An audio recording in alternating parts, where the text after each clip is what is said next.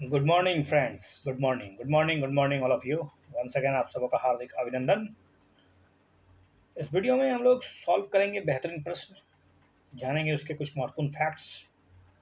लगातार सॉल्व होते जा रहे हैं प्रश्नों को, एक बेहतरीन श्रृंखला। लगातार रिवीजन कीजिए, सुनते रहिए, 2-3 बार सुनिए। डेफिनेटली आपको मदद करेंगे। इंग्लिश में है बट इसको आप इंजॉय करने के लिए आपको थोड़ा सा इंटरेस्ट बढ़ाना पड़ेगा। यस, मैं सीख सकता हूँ, मैं कर सकता हूँ, मैं जिला कलेक्टर बन के रहूँगा और सपना है आंखों में। तो लगे रहिए, सॉल्व तो करना पड़ेगा भाई।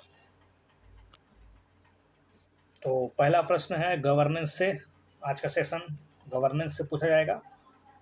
सुशासन क्या है ये तो आप जानते ही हैं, उसके कुछ महत्वपूर्ण जो फैक्ट्स होते हैं उसमें भी आपको नज़र रखना पड़ेगा।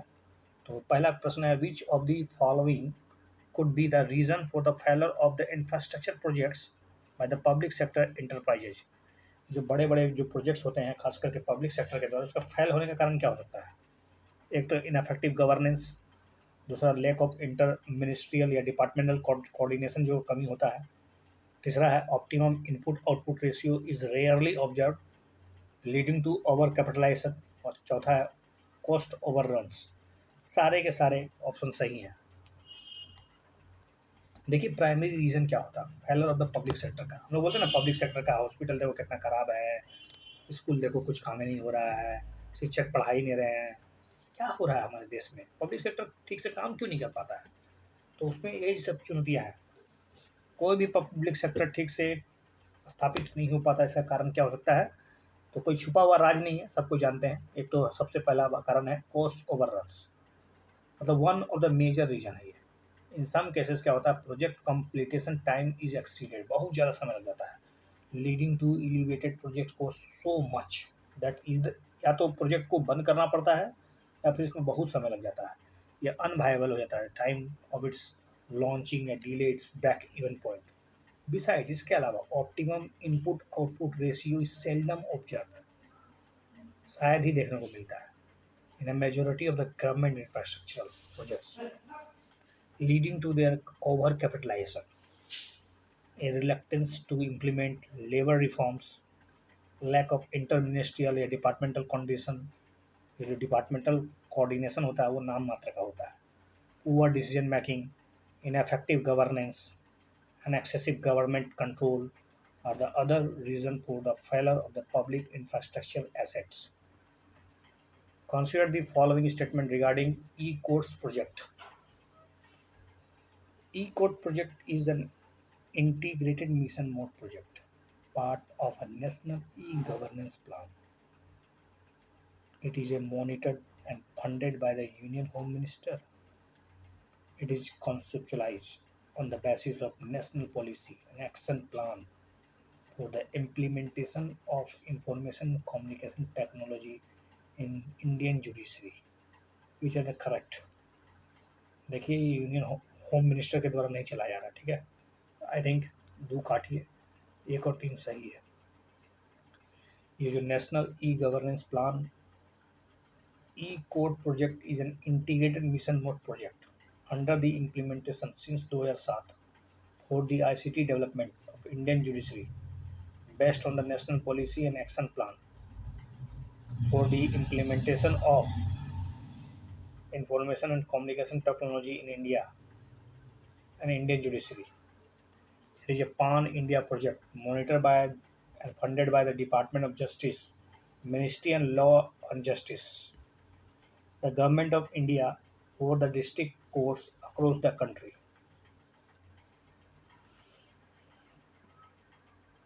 Consider the following statement. A key pillar of a democratic governance is citizens' power to question the state. Democratic governance का क्या मतलब उद्देश्य होता है? सबसे power power to question the state, companies act mandates corporate to pay at least 2% of their net profits before tax to the development activities in the case of state driven governance mechanism, promoting collaboration among the non-state actors, which are the companies act के तहत क्या 2% corporate tax corporate देना पड़ता है CSR के रूप में? You know about that? Absolutely, C is the right answer. Section 135 companies act क्या कहता है, मैंडेट करता है कॉर्पोरेट, सभी कॉर्पोरेट जगत को who are beyond a certain level of profits and turnover to pay at least 2%। 2% तो देना पड़ेगा भाई, आपकी कमाई ज़्यादा है, आपका टर्नओवर ज़्यादा है, ठीक है। किस लिए? तो किस लिए? This is because this law gives the corporate that necessary impetus to collaboration with non-state actors, जैसे कि like NGOs है, civil organization है। This is a classic case of state-driven governance mechanism promoting collaboration among non-state actors. A key pillar of a democratic governance is citizens' power to question the state. जब तक आप राज्य से सवाल नहीं पूछ सकते हैं ना, वो गवर्नेंस डेमोक्रेटिक हो ही नहीं सकता है। Consider the following statement regarding National E-Governance Service Limited (NESL).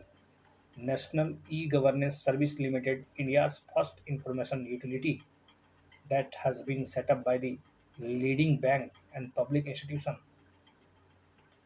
It is registered with the Insolvency and Bankruptcy Board, India (IBBI) under the aegis of Insolvency and Bankruptcy Code 2016। ये जो national e service works towards the time-bound resolution by providing verified information to the creditors and to educating authorities that do not require further authentication। सबे सबे सही है। जो कि NESL national service limited, national e governance service limited, देखिए NESL India का first information utility and it is registered in the Insolvency and Bankruptcy Board of India under the aegis of the Insolvency and Bankruptcy Code 2016 (IBC). The company has been set up leading bank and public institution and is it, and it is incorporated as a union government company. The primary role of NESL is to serve as a repository of legal evidence holding the information pertaining to any debt or claim as submitted by the financial or operational creditor या verified and un या फिर authenticated by the parties to be debt। NESL works towards time-bound resolution by providing verified information to the creditors and educating authorities that do not require further authentication, default intimation to the creditor link to the debtor when any creditor files a default against the debtor, mitigation of information asymmetry between parties to debt, superior credit monitoring by the creditors, an agreed statement of outstanding balance between the parties to a debt, facilitate the all stockholders of the IVC ecosystem by leveraging information technology to achieve objective of code। यही है NESL। इसका function समझा दिया मैंने पहले भी। E Gram Swaraj portal has been launch by, ये तो मिनिस्ट्री ऑफ पंचायती राज है। ई ग्राम स्वराज पोर्टल एक मोबाइल ऐप है जिसको लॉन्च किया गया है मिनिस्ट्री ऑफ पंचायती राज के द्वारा, जो कि प्रोवाइड करेगा ग्राम पंचायत को एक सिंगल इंटरफेस, ताकि पंचायत से जुड़ी जो समस्याएं हैं, जो मुख्यतः जो मुद्दे हैं, उसको चुनौतियों को ठीक से मतलब टैकल आउट किया जा सके। The portal will ensure real time monitoring and accountability. अगला है all India service AIS officer are made available to for central deputation through the discretion of the center। It was Sardar Patel who had championed who had campaigned the creation of All India Administrative Service and Indian Police Service as a All India Service। सही बात है। लेकिन ये पूरी तरह से discretion तो है ही नहीं, सेंटर का डिस्क्रिशन नहीं था। अभी हाल में इसमें चुनौतियाँ जो बरकरार आ रही है। देखिए, all India service officers are made available for central deputation through a consultative process involving centre, states and officer concern. तो ये सिर्फ और सिर्फ सेंटर के हाथ में नहीं है। तीन चीज़ें इसमें, सेंटर, स्टेट और ऑफिसर जिसको आप डेपुटेशन के लिए बुला रहे हैं। इट वॉज सरदार वल्लभ भाई पटेल हु हैड कैंपेन या who had champion the creation of the Indian Administrative Service, AIS, IPS, All India Service, whose members would be recruited and appointed by the center and allotted to the various states who could serve both under the state and as well as center. Consider the following statement: access to justice for the weaker section of the society is a constitutional mandate to ensure the fair treatment under the Indian legal system. Equal justice and free legal aid is one of the directive principles of the state policy under the Indian Constitution. Legal Service Authority Act 1987 was enacted by the Parliament to organize Lok Adalat outside the formal educatory system to address the problems of the crowded cases. Yeah, of course, all the statements are correct. Access to judiciary, access to justice for the poor is a constitutional mandate to ensure fair treatment under our legal system. Hence, लोक अदालत, जिसको literally कहते हैं people's court, were established to make justice accessible and affordable to all. It was a forum to address the problems of crowded case dockets outside the formal educatory system. Constitutional Amendment Act 42nd, 1976 inserted Article 39A to ensure equal justice and free legal aid. To this end, the Legal Service Authorities 1987 was enacted by the Parliament and it come into the force in 1995 to provide the free and competent legal service to the weaker section of the society and to organize Lok Adalat to secure that the operation of the legal system promotes justice on the basis of equal opportunity. Consider the following statement. According to the Indian Constitution, the municipalities are required to prepare and implement plans for economic development and social justice. The main objective of Mission Antodaya is to ensure optimum use of resources through the convergence of various schemes and address multiple deprivation of poverty. Annual survey in Gram Panchayat across the country is an important aspect of Mission Antodaya framework.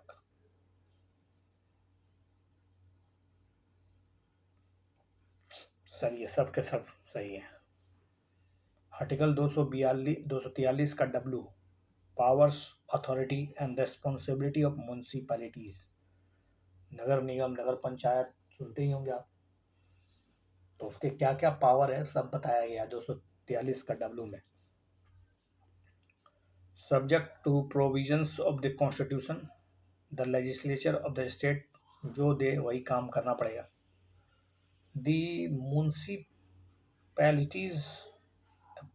with such power and authority as may be necessary to enable them to function as an institution of self-government, and such law may contain provisions for devolution of powers and responsibilities upon municipalities subject to such condition as may be specified therein with respect to the preparation of plans for economic development and social justice, the performance of the function and the implementation of the scheme as may be entrusted to them, including those in the relation to the matters listed in the 12th schedule.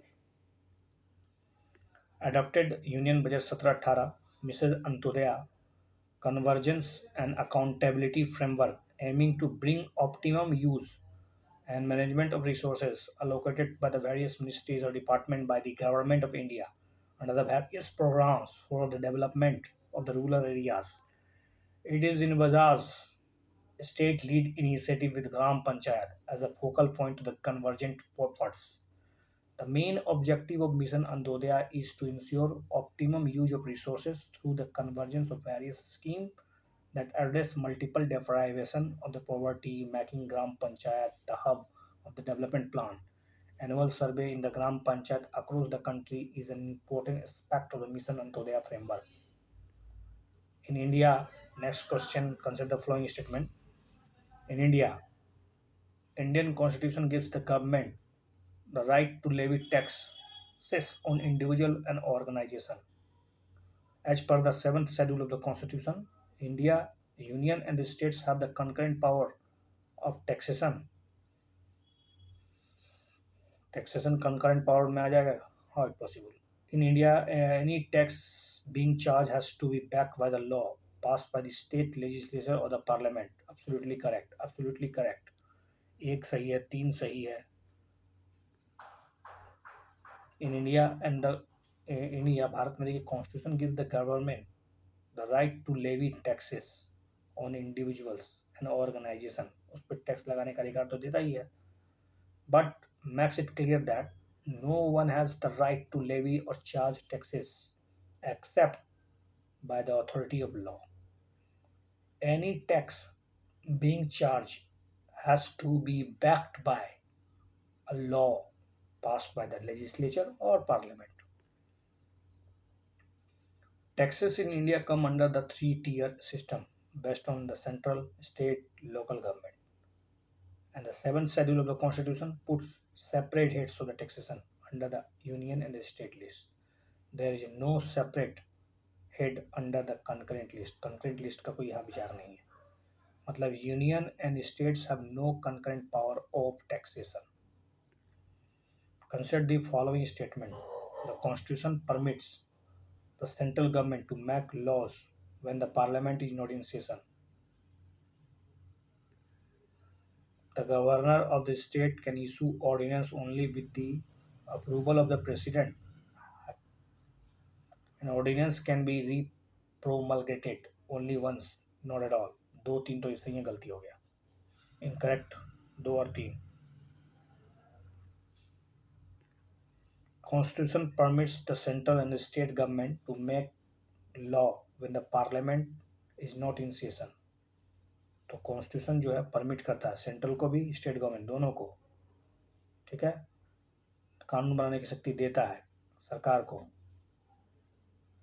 जब सरकार यानी parliament या फिर state legislature जब session में ही ना हो तो कैसे, तो ऑर्डिनेंस के माध्यम से, एग्जीक्यूटिव ऑर्डर के माध्यम से. The constitution states that the ordinance will lapse at the end of 6 weeks from the time parliament or the state legislature next meets. तो 6 महीना 6 सप्ताह मैक्सिमम आप इसको रोक सकते हैं. अदरवाइज उसको तो आपको ऑर्डिनेंस को कानून का शक्ल देना ही पड़ेगा, अदरवाइज वो लैप्स कर जाएगा. Ordinance can be repromulgated. Repromulgated मतलब इसको फिर से लाया जा सकता है. ऑर्डिनेंस दर ऑर्डिनेंस तो होता ही है और वही ऑर्डिनेंस को फिर से लाया जा सकता है. ठीक है, तो प्रोमलगेटेड ओनली थ्राइस, 3 बार मैक्सिमम से maximum. The governor of the state can also issue ordinance under the article 213 of the Indian Constitution when the state legislative assembly is not in session. अब अगला प्रश्न होगा जियोग्राफी से. Consider the following statement regarding Pacific ring of fire की बात पूछा जा रहा है.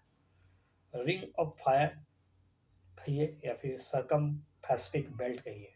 It is an area along the Pacific Ocean that is characterized by active volcanoes. It traces from New Zealand clockwise in the most circular arc and extend up to the western coast of Northern America.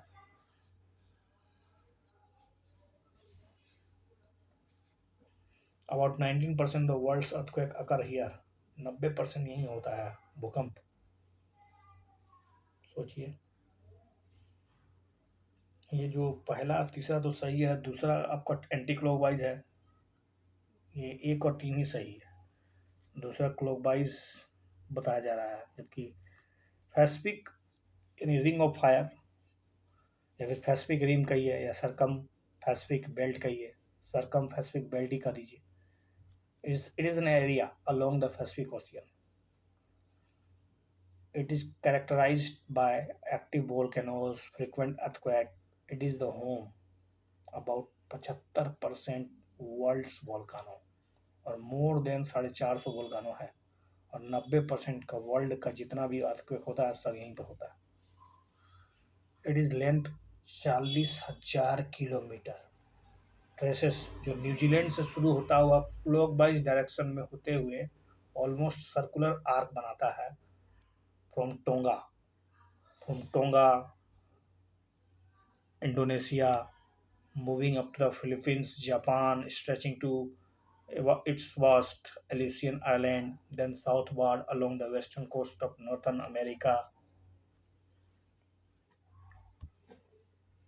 and South America। ये देख लीजिए, यही है anti clockwise direction में, Australia से होते हुए, New Zealand से होते हुए। ठीक है, पूरा का पूरा चैलेंजर डीप के पास किस तरह से फैला हुआ है। Consider the following statement regarding gulf of Mexico. Gulf of Mexico के बारे में पूछा जा रहा है। Gulf of Mexico is an ocean basin of the Pacific ocean. Gulf of जो मैक्सिको है क्या वो पैसिफिक ओशियन में पड़ेगा? The gulf stream which is the cold current originated in the Gulf of Mexico. It is cold current. The present shape of Gulf of Mexico is a result of plate tectonic। वो general से बात है, मान सकते हैं आप उसको, लेकिन ये जो सबसे पहली बात और दूसरा स्टेटमेंट ऐसे ही गलत है, क्योंकि गल्फ स्ट्रीम जो है वो गर्म धारा है, गर्म जल धारा है। तो अटलांटिक का होगा तो एक और दो गलत है, तो केवल केवल तीन सही है। Gulf of Mexico is the ocean basin of Atlantic ocean. ये जो गल्फ ऑफ मैक्सिको की बात जो कर रहे हैं आप, ये मैक्सिको सिटी से स्टार्ट होता हुआ एक ओशियन बेसिन बनाता है अटलांटिक ओशियन में, that is largely surrounded by the northern American continent. ये नॉर्दर्न अमेरिकन कंटिनेंट से घिरा हुआ है। मैक्सिको की खाड़ी जो है ना, गल्फ ऑफ मैक्सिको, ये साउथ अमेरिका के बाउंड्री से घिरा हुआ है, अमेरिकन कंटिनेंट से। It took shape approximately 300 million years ago as a result of plate tectonic. ऐसा शेप, इसको जो कटोरा का जैसा शेप है, खाड़ी की जो शेप है ना, इसको टक्कर के कारण है प्लेट टेक्टोनिक। जो gulf stream which is a warm Atlantic Ocean current and one of the strongest ocean current, none as none originated in the Gulf। ये एक मतलब गल्फ स्ट्रीम बहुत ही भयानक गर्म जलधारा है। अब पूछा जा रहा है कि factors that cause variation in insolation. क्या क्या फैक्टर्स हैं जो वेरिएशन करते हैं, इंसोलेशन को प्रोवाइड करते हैं? The length of the day, the configuration of land in the terms of its aspect. Land का फॉर्मेशन कैसा है, लैंड का लेंथ ऑफ द डे, या फिर ट्रांसपेरेंसी ऑफ द एटमोसफियर, सब के सब। Energy received by the earth is known as incoming solar radiation which is short term, इसको ही कहा जाता है insolation. The amount and the intensity of insolation vary during a day, in a season, in a year. दिन के समय मतलब एक दिन का अलग होगा, सीजन का अलग होगा, एक साल में अलग होगा। The factors that cause variation of insolation are rotation of the earth on its axis. पृथ्वी का अपने एक्सिस पर घूमने का जो कारण है वो भी इंसोलेशन को प्रोवाइड करता है, इंसोलेशन की मात्रा को कंट्रोल करता है। The angle of inclination of the sun's rays, the length of the day, the transparency of the atmosphere. Transparency जो होता है, पारदर्शिता, बहुत हद तक कहीं के जैसे जैसे टेम्परेचर खराब होता जाएगा, जैसे जैसे वातावरण खराब हो जाएगा ना, उससे और प्रभावित होगा। दूसरा है configuration of land in the terms of it स्पेक्ट्स। Thus, all the given factors cause variation in the amount of the insolation. Consider the following statement regarding summer solstice. During summer solstice, the Earth's axis is tilted in a way that the North Pole is tipped towards the Sun and the South Pole is away from it. The amount of incoming radiation, energy, the Earth receives most from the Sun is higher at the North Pole than the equator. The summer solstice will bring the earliest sunrise, latest sunset for the all places in the northern hemisphere at the same time. Summer solstice will bring the earliest sunrise. जल्दी सूरज सूरज अस्त हो जाएगा. How it possible?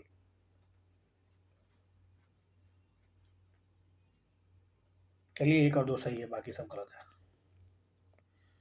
Summer solstice is the day with the longest period of daylight. It occurs when the sun is directly over the Tropic of Cancer.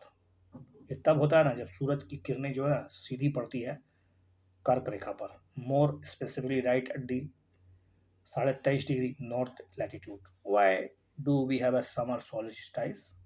Since Earth rotates on its axis, चूंकि पृथ्वी अपने अक्ष पर घूमती है, तो northern hemisphere gets more directed sunlight between the March and September over the course of the day, which also means people living in the northern hemisphere experience summer during this time. The rest of the world, I mean the southern hemisphere, gets more sunlight.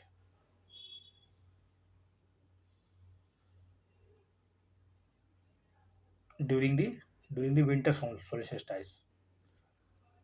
During the solstice, Earth axis around which the planet spin completely one turn each day.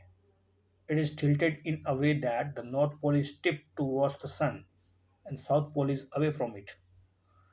The solstice, as NASA puts it, that it is that instant in time when the North Pole points more directly towards the Sun than any other place during the year. The amount of the light received by a specific area in the northern hemisphere during the summer solstice depends on the latitudinal location. तो further north pole moves from equator. North pole जो है north further north once move from the equator. जैसे जैसे आप north से equator से north की तरफ जाइएगा तो लाइट ज़्यादा रिसीव होगा during this summer solstice. At the Arctic Circle the sun never sets during the solstice. Arctic Circle में तो डूबता ही नहीं है सूरज कभी. Consider the following statements. The percentage of the moisture present in the atmosphere as compared to its full capacity at a given temperature is known as absolute humidity. Absolute humidity differs from place to place on the surface of the earth.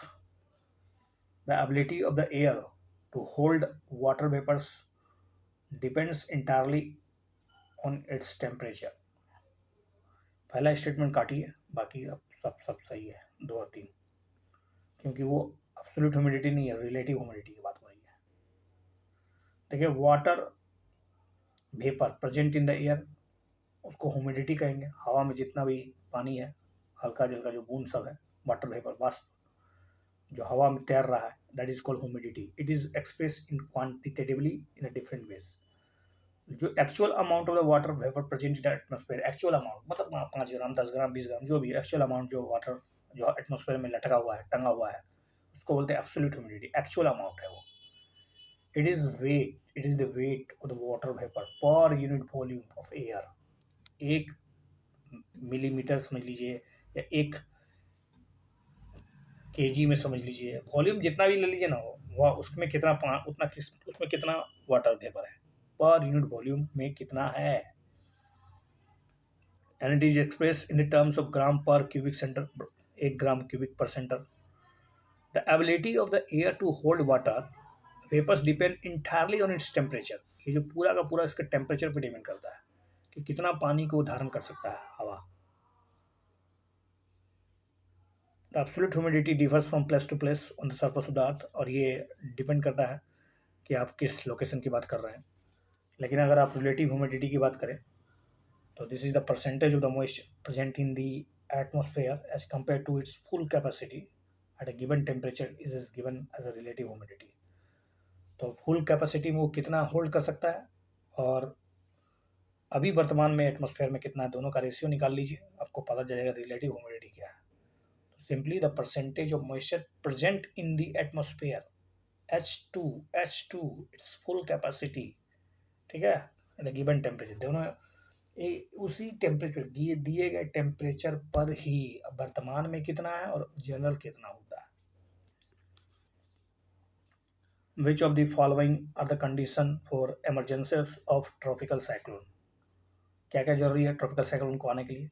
एक तो strong Coriolis force होना चाहिए, दूसरा absence of strong vertical winds, large and continuous supply of warm and moisture, stable condition through the troposphere select. देखिए, एक सही है, दूसरा भी सही है, तीसरा भी सही है, लेकिन stable condition through the troposphere आप ये सोच लीजिए, ठीक है, गलत बात है। Some initial condition for the emergence of the tropical cyclone, एक तो large continuous of supply warm and moisture that can release enormous latent heat. जैसे समुद्र का पानी बहुत ज़्यादा गर्म होना चाहिए और 27 डिग्री सेल्सियस से ऊपर होना चाहिए टेम्परेचर, ताकि उससे लेटेंट हीट मिलता रहे उसको बहुत ज़्यादा। Strong Coriolis force that can prevent feeling the low pressure, that can prevent feeling the low pressure at the center. Absence of Coriolis force near the equator prohibits the formation of a tropical cyclone between 0 to 5 degree latitude. Unstable condition through the unstable condition through the troposphere that creates local disturbances that around which the cyclone develops. और finally जो होना चाहिए, strong vertical wind नहीं होना चाहिए which disturb the vertical transport of the latent heat, क्योंकि वो vertical transport को रोक देगा। Consider the following statement regarding geysers and hot spring. Hot spring water rises to the surface with an explosion. Hot spring विस्फोट के साथ बाहर निकलता है। Geyser associated with no thermal और volcanic region. Hot spring have some medical value since it's contain dissolved minerals, तो मान सकते हैं इस बात को, लेकिन विस्फोट के साथ नहीं निकलता है। 2 और 3 सही है। गीजर और found of the hot water and super heated steam है ये। गीजर जो होता है द फाउंटेन्स, फाउंटेन्स समझते हैं ना, ऑफ द हॉट वाटर, मतलब एक तरह से समझ लीजिए झरना, फव्वारा, फाउंटेन है, ठीक है। गीजर वाला हॉट वाटर का फाउंटेशन है, ठीक है, fountain and superheated steam. The phenomenon are associated with thermal volcanic region. और ये सब गीजर जो होता है ना, वोल्केनिक क्षेत्र में निकलता है। Jet of water is usually emitted with an explosion, मतलब एक तेज जेट निकलता है यूजली एक्सप्लोजन के साथ, and it is often triggered of by the gases seeping out of the heated rocks. और इसके साथ साथ गैस भी होता है कुछ, जो कि छिपा होता है चट्टानों के बीच में।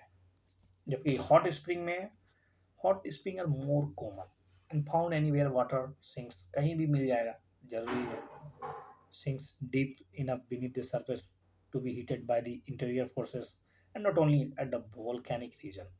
इसके लिए आपको वोल्केनिक क्षेत्र में जाने की जरूरत नहीं है, कहीं भी मिल सकता है। Water rises to the surface without any explosion, चुपचाप पानी बाहर आएगा, चुपचाप शांतिपूर्वक, लेकिन वो गर्म रहेगा। सच स्प्रिंग्स कंटेंट डिजोल्व मिनरल्स, इसमें कुछ मिनरल्स भी हो सकते हैं जो कि आपके सम मेडिकल वैल्यूज़ के लिए बहुत अच्छे हैं। इसमें नहाइएगा तो आपको राहत मिलेगा। जैसे कि हॉट स्प्रिंग का एग्जांपल अगर दें तो सूरज कुंड चले जाइए।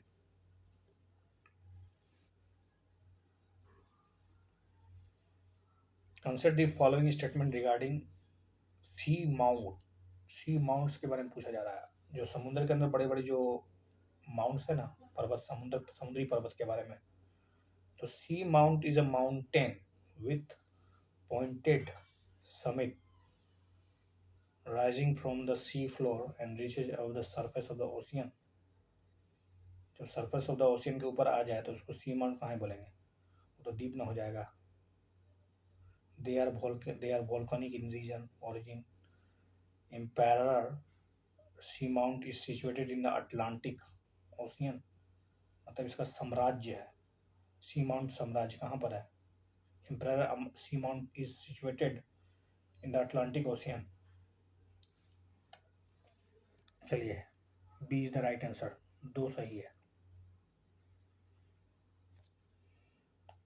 सी mount is the mountain with the pointed summit या summit rising from the sea floor rising from the sea floor and does not reach to the surface of the ocean। ये surface of the ocean समुद्र के अंदर डूबे ही रहते हैं, बाहर नहीं आता है। Sea mounts are volcanic in origin, which can be 3000 to 4000 metre tall भी हो सकता है। जो एम्पायर ऑफ सी माउंट्स है, the extension of Hawaiian island in the Pacific ocean is a good example. Empire sea mount एक extension है किसका? Hawaiian island का, इन द पैसिफिक ओशियन एक गुड एग्जांपल है। देखिए सी माउंट यही है, सी mount.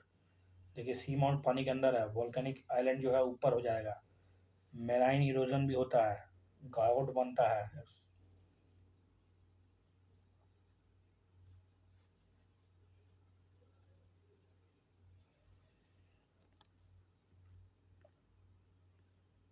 Vertical pressure gradient force is much larger than the horizontal pressure gradient, but we do not experience strong upward winds because of because of strong gravitational force। देखिए vertical pressure gradient force is much larger than the horizontal pressure gradient.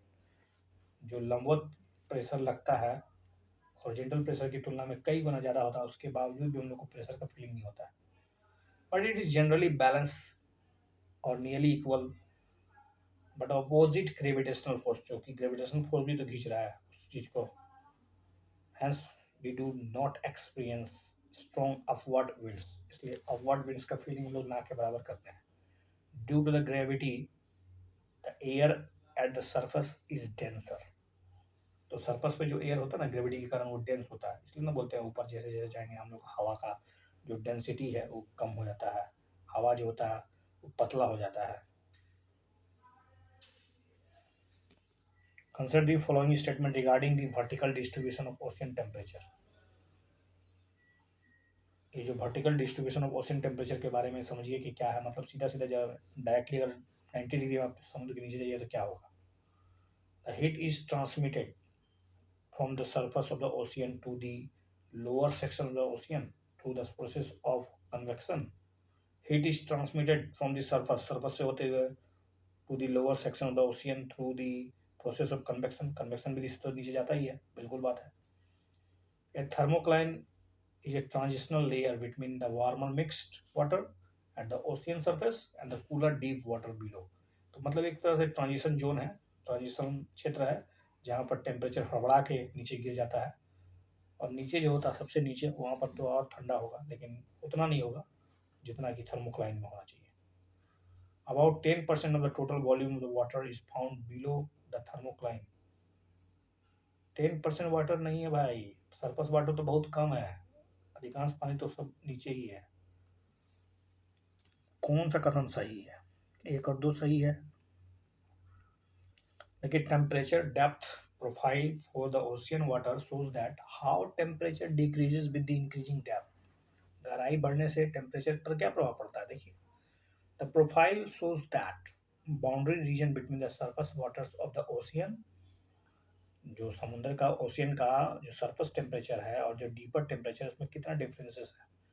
The boundary usually begins around 100 to 400 metre below the sea surface extend several hundred of the metres downward. देखिए ये जो surface temperature 0 से 500 गहराई है, ये सब depth है metre में। तो ये देखिए टेम्परेचर 0 डिग्री पर, surface temperature 0 degree, 4 degree, 8 degree, 12 degree. तो पहले सरफस में टेम्परेचर है 24 से साढ़े मतलब लगभग लगभग 22-23 मान लीजिए, 22 से मान लीजिए 22 डिग्री सरफस में लगभग लगभग। उसको जैसे जैसे गहराई बढ़ रहा है 22 से होते हुए उसके बाद 16.5, फिर 12, फिर 13, फिर 12, फिर 8, फिर 4। तो लड़ाख से ये देखिए उसको शार्प शार्प डिक्रीजिंग होता है। थर्मोक्लाइन क्षेत्र में जो है टेम्परेचर मेंटेनेंस रहता है, मतलब औसत रहता है, औसतन टेम्परेचर रहता है, लेकिन उसका थर्मोक्लाइन के बाद टेम्परेचर धड़ाक से गिरता है, शार्पली डिक्रीज होता है। This boundary region from where there is a rapid decrease of temperature it is called thermocline. जहाँ से मतलब फ्रॉम वेयर जहाँ से रैपिड डिक्रीज शुरू हो जाता है उसको कहते हैं thermocline zone. About 90% of total volume of water is found below the thermocline. 90% से ज़्यादा पानी थर्मोक्लाइंस का नीचे है, थर्मोक्लाइन से नीचे रहता है डीप ओशियन में। और इस जोन में टेम्परेचर जो है ना 0 डिग्री सेल्सियस के आसपास होता है। It is well known that the maximum temperature of the ocean is always at the surface because they directly receive the heat from the sun, and the heat is transmitted to the lower section of the ocean through the process of convection। और convection विधि से होते हुए पानी धीरे धीरे धीरे धीरे करके नीचे होता गर्म चला जाता है। ठीक है। Which of the following factors can cause tsunami? Tsunami के क्या क्या कारण हो सकते हैं? Under sea earthquake, volcanic eruption, large meteoroid strike, under water landslide, सब के सब। सुनामी एक लार्ज ओशियन वेव है that is cause sudden motion on the ocean floor. Ocean floor में गति आ जाती है एक तरह से। This motion could be an earthquake. कहाँ आएगा इसका मोशन? इस पानी तो शांत था, समुद्र का पानी, अभी अचानक इसमें गति कैसे आ गया बहुत तेज? तो इसका कारण हो सकता है कि अर्थक्वेक आ जाए, अब पावरफुल वोल्केनिक एरप्शन हो जाए अंदर ही अंदर, अंडर वाटर लैंडस्लाइड हो जाए, क्योंकि अंदर भी तो पहाड़ है, अंदर भी तो बड़े बड़े चट्टान हैं, वो लैंडस्लाइड कर जाए, धसक जाए। या फिर इम्पैक्ट ऑफ लार्ज मेट्रोइड, हो सकता है कोई मेट्रोइड आके झटका दे दे हमारे धरती को, समुद्र में गिर जाए आके, जैसे कि एक बार गिरा था, पता है ना। Cause tsunami, tsunami travel across the open ocean at a great speed, ऊपर बहुत तेज गति करता है, and build into large deadly waves in shallow water, और शोर लाइन में जाकर तो भयानक ऊंचाई प्राप्त कर लेता है।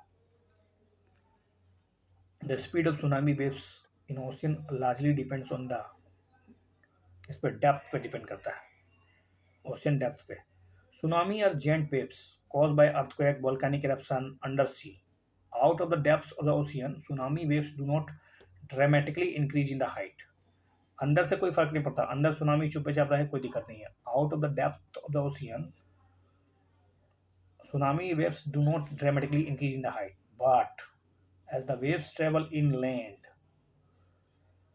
they build up the higher and higher heights as the depth of the ocean decreases। जैसे जैसे डेप्थ गहराई कम होगा ना, वैसे वैसे उसकी लंबाई बढ़ती चली जाएगी, हाइट ऊंचाई बढ़ता चला जाएगा। And it depends on the ocean depth rather than the distance from the surface of the wave। Distance से कोई मतलब नहीं है, कितनी गहराई है। सुनामी वेव्स में travel as fast as jet, ये जेट प्लेन की तरह चलता है over the deep waters. Deep water में बहुत तेज चलेगा, only slowing down when reaching the shallow water, लेकिन ये स्लो हो जाता है शैलो वाटर में।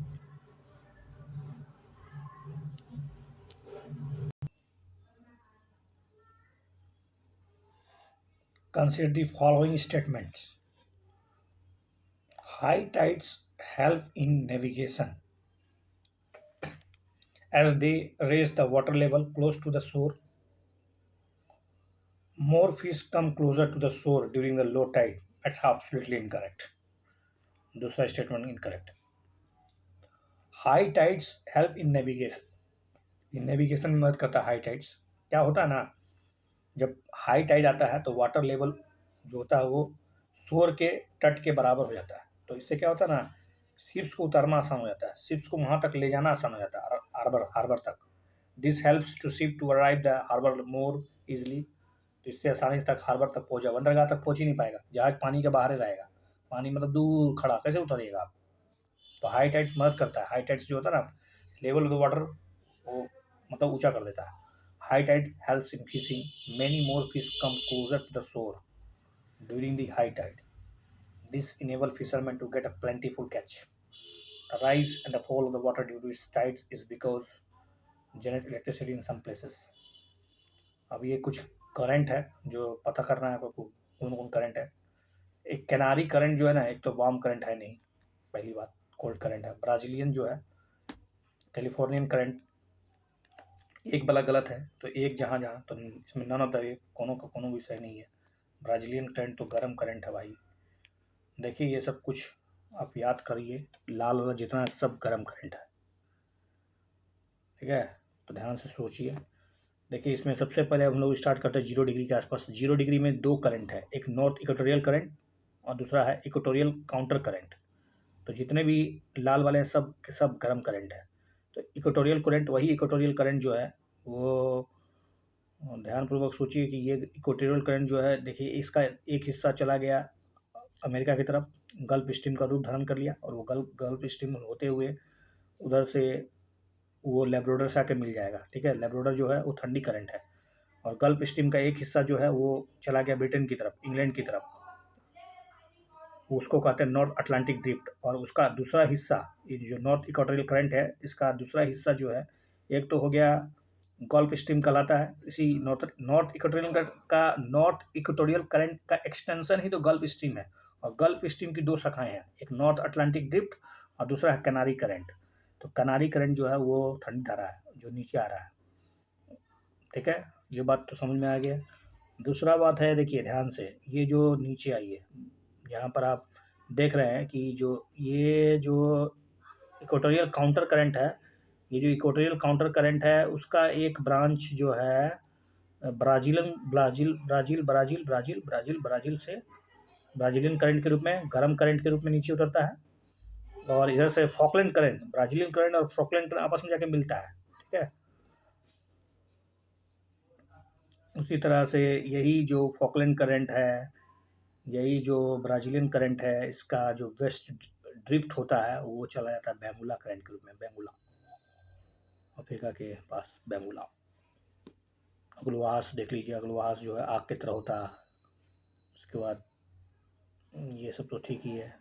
यहाँ पर जापान के पास देख लीजिए, जापान के पास आप देखते हैं यहाँ से इक्वेटोरियल करंट जो है वो एक कोएसियो के रूप में बहता है, और ऊपर से एक आता है ओएसियो, ओए ओएसियो, एक कोएसियो।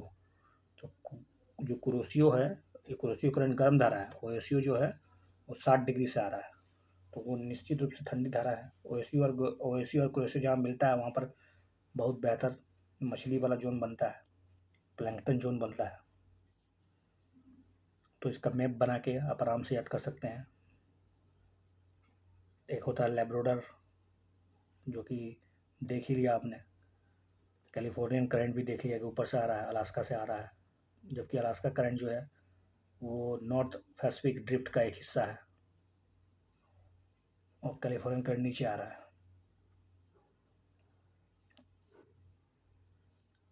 हम्बोल्ट करंट जो है, पेरू करंट जो है ना, वो वेस्ट पिन ड्रिफ्ट का एक हिस्सा है। हम्बोल्ट करंट पेरू में जो बहता है, फॉकलैंड हम्बोल्ट सब, Falkland current is the right part of the दक्षिण अमेरिका, अमेरिका जो है उसका राइट पार्ट है, जबकि वेस्ट पार्ट जो है दक्षिण अमेरिका के वेस्ट हिस्सा में, या फिर कह सकते हैं कि प्रशांत महासागर का जो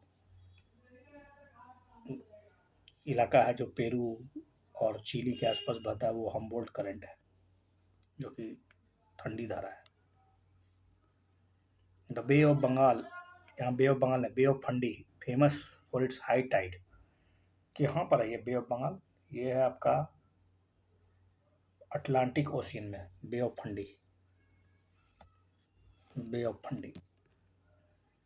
The highest tide in the world occur in the Bay of Fundy in Nova Scotia, Canada में है ये, Nova Scotia, Bay of Fundy. तो ये है बे ऑफ फंडी, कनाडा के पास है बे ऑफ फंडी, ध्यान से देख लीजिए। मिनास बसीन, अटलांटिक महासागर के ठीक right side, west side. Consider the following statement. Heat waves begin when high pressure in the atmosphere moves in and pushes warm air towards the ground. A hot spell is labeled as a heat wave only when the temperature are above the historical average in an area for a more than 1 week. Heat wave. When heat waves occur, the wind and cloud cover are minimized. Minimise कहाँ से हो जाएगा यार?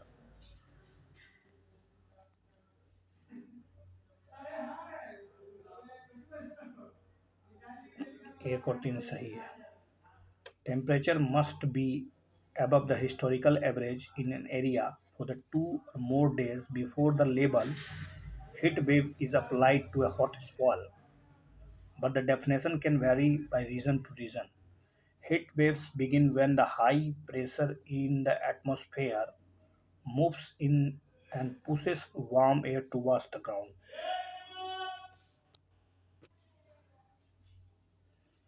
Heat waves begin when high pressure in the atmosphere moves in and pushes the warm air towards the ground. That air warms up further as it compressed, क्योंकि जितना ज़्यादा दबाइएगा उतना ज़्यादा कंप्रेस्ड होगा तो गर्मी और बढ़ते चला जाएगा, and it to begin hotter. और लगभग लगभग समझ लीजिए कि एक कुकर के अंदर लगता है बंद है, आप ऐसा फीलिंग होगा. High pressure system pressing down on the ground expand vertically, और ये एक्सपेंड होता है वर्टिकली. हाई प्रेशर सिस्टम जो है प्रेसिंग करता है, pressing down on the ground expand vertically, forcing other weather system to change course. It even minimize the wind and the cloud cover, making the air more stifling. दम घुटुआ कर देगा लगता है. This is also known as a heat wave. Parks itself over an area for several days or longer. ऐसा लगता है कि वहीं पर केंद्रित हो गया heat waves किसी विशेष क्षेत्र में. Consider the following statements. Bait bulb temperature combines heat and humidity to indicate how much evaporation can be absorbed into the air. Bait bulb temperature is usually higher than the dry bulb temperature. Bait bulb temperatures above 35 degrees Celsius, it becomes difficult to reduce body temperature by sweating. Yes,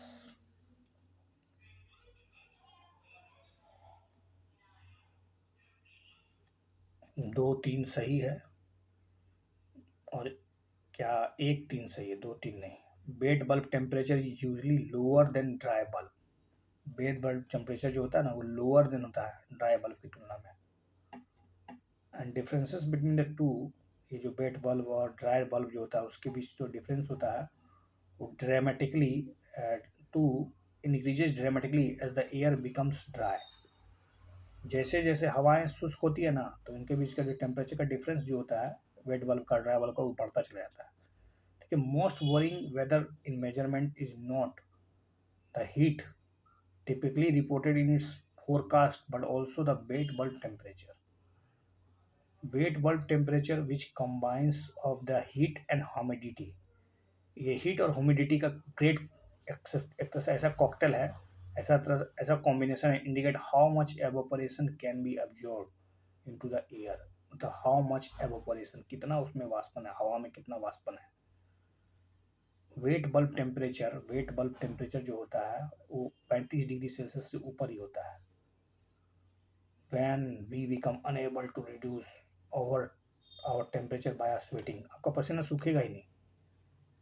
एक तो temperature बहुत ज़्यादा है लेकिन हवा में इतनी नहीं है, क्या कहते हैं, शुष्कता ही नहीं है, तो टेम्परेचर आपका पानी सूखेगा ही नहीं. Will suffer potentially fatal heat stroke after only a few hours even with a shade and water. Consider the following statement. Relative humidity is greater over the continent and least over the ocean. No. The temperature at which the saturation occurs in a given sample of air is known as a dew point. High relative humidity of air occurs when the air temperature approaches to the dew point. पहला statement गलत कर दीजिए, दो और तीन सही है. The percentage of the moisture present in the atmosphere is known as, देखिए जो परसेंटेज ऑफ द एयर है, परसेंटेज ऑफ द मॉइस्चर जो एयर में मौजूद है एटमॉस्फेयर में मौजूद है compare to its full capacity, अपने जो नियत क्षमता से जितना ज़्यादा हो सकता है किसी दिए गए टेम्परेचर में, the percentage of the moisture present in the atmosphere as compare to its full capacity at a given temperature, उसको कहते हैं relative humidity. With the change of air temperature the capacity to retain moisture, temperature बढ़ने के साथ जो capacity होता है moisture का धारण करने का, वो इंक्रीज और डिक्रीज होता है, and the relative humidity is also affected. स्वाभाविक है, टेम्परेचर बदलेगा तो धारण करने की क्षमता बदल जाएगी, तो उससे रिलेटिव ह्यूमिडिटी बदल जाएगा।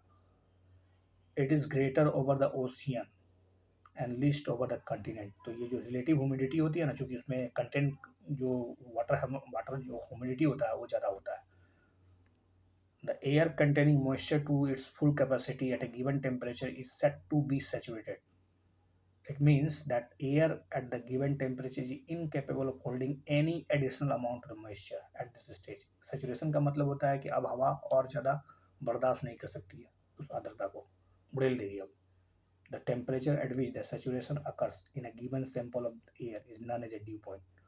तो जिस टेम्परेचर पर saturation प्राप्ति हो जाता है उसको कहते हैं हवा का due point.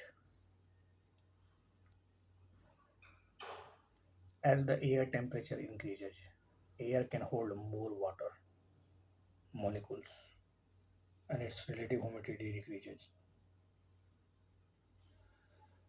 When the temperature drops, relative humidity increases. जैसे जैसे टेम्परेचर ड्रॉप करता है रिलेटिव ह्यूमिडिटी गिरती चली जाती है। High relative humidity of air occurs when the air temperature approaches the due point, तो हाई रिलेटिव ह्यूमिडिटी जो होगा तब होगा जब ड्यू पॉइंट में पहुंच जाएगा। The temperature therefore directly related to the amount of the moisture of the atmosphere can hold.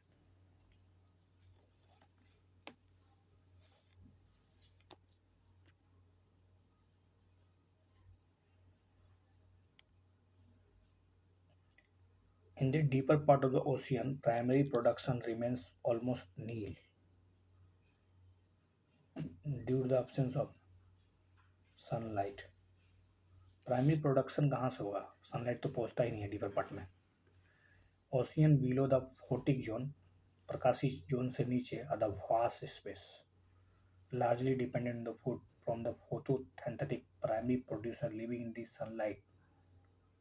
sunlit water above. This is because the phytoplankton primary production require abundant sunlight and nutrient to grow well. The countries that border Red Sea में Saudi अरब है, Yemen, Oman, Sudan Sudan तो landlocked country है।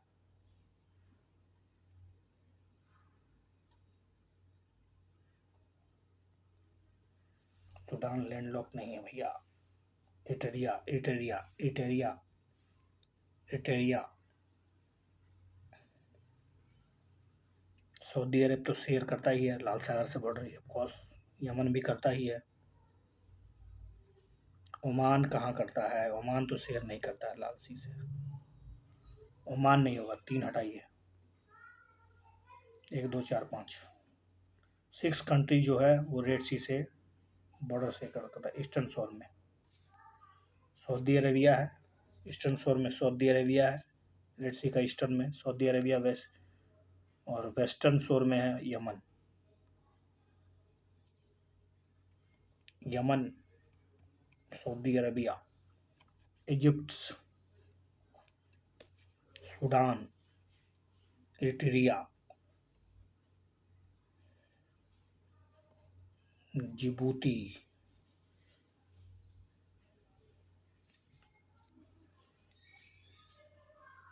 Consider the following statement regarding Chota Nagpur Plateau.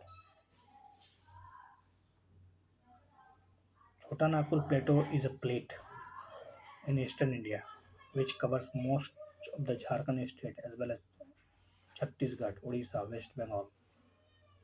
Indo-Gangetic Plain lies in the north and the east of the Chota Nagpur Plateau.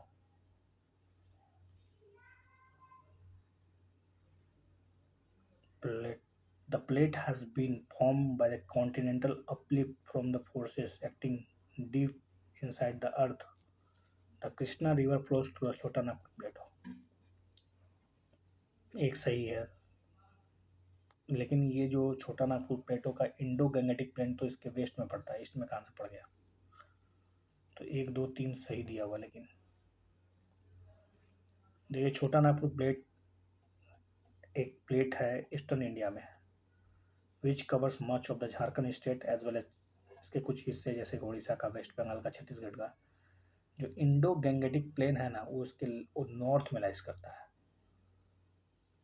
Indo Gangetic plain lies to the north and east of the plate. Indo Gangetic plain ठीक है, मतलब north में तो सही है ये बात। The basin of the Mahanadi river lies to the south, और महानदी निवर का जो बेसिन है वो इसके प्लेट के ठीक साउथ में पड़ता है। छोटा Nagpur plate is a continental plate, an extensive area of the land thrust above the general land. The plate has been formed by the continental uplift from the forces acting deep inside the earth. Damodar river जो है ना, वो flow करता है, ना कि कृष्णा नदी। Damodar river flows through the Chota Nagpur plate. Consider the following statement regarding Indian plate. Indian plate is tectonically separated from the peninsular Indian plate. It forms a convergent plate boundary with the Himalaya. Indian plate convergent करता है हिमालय के साथ। The plate extend to the Pakistan and Myanmar as well as, Pakistan तक फैला हुआ है, अरावली बीच में नहीं आता है। अफगानिस्तान से होते हुए एकदम पूरा आगे तक भी गया है। चलिए सब के सब सही नहीं है, 2 और 3 सही है। Indian plate includes peninsular India. Indian plate में पेनिनसुलर प्लेट भी आता है। Indian plate includes, not exclude, include peninsular India and the Australian continental portion. Australian plate भी आता है इंडियन प्लेट में। The subduction zone along the Himalaya from the northern plate boundary is in the form of continental convergence. In the east, it extends through the Rankhayamoma mountains of Myanmar towards the island arc along the Java Trench. The eastern margin is spreading site lying to the east of the Australia in the form of the oceanic ridge in the southwest Pacific. Western margin follows Kirthar mountain of Pakistan. बने रहिए channel में, देखते रहिए, सीखते रहिए, आगे बढ़ते रहिए। Thank you.